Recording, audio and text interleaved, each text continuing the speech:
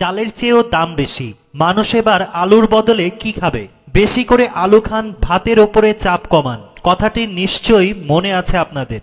থাকারই কথা, বেশি দিন আগের কথা নয়।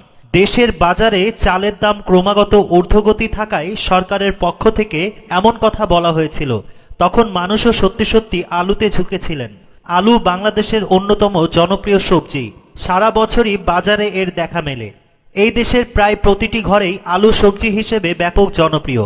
আলুর দাম কম থাকায় কয়েক বছর আগে বেশি করে আলু খেতে বলা হতো, কিন্তু এখন আর সেই দিন নেই। কেননা 15 থেকে 20 টাকার আলু এখন ঠেকেছে 70 থেকে 72 টাকায়। বাজার মূল্যে কেজি প্রতি চালের চেয়ে এখন আলুর দাম বেশি। তাই গরিবের পাতে সচরাচর উঠছে না আলু। প্রশ্ন উঠতেই পারে, মানুষ এখন কোনটা খাবে, কিংবা আলুর বদলে কি খাবে?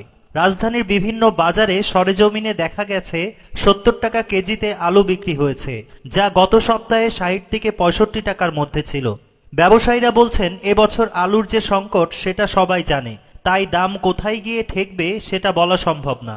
বর্তমানে দেশের বাজারে 48 টাকা থেকে 78 টাকা করে বিভিন্ন মানের চাল পাওয়া যায়। মোটা চালের মান অনুযায়ী 48 থেকে 52 টাকা, মাঝারি মানের চিকন চাল 52 থেকে 58 টাকা এবং সরু চাল বিক্রি হচ্ছে 60 থেকে 78 টাকায়।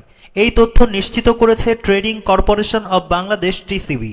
দেশের একমাত্র নিত্যপণ্য বিপণনকারী সরকারি এই প্রতিষ্ঠানের তথ্য অনুযায়ী বাজারে চালের যে দাম তার চেয়ে আলুর দাম বেশি।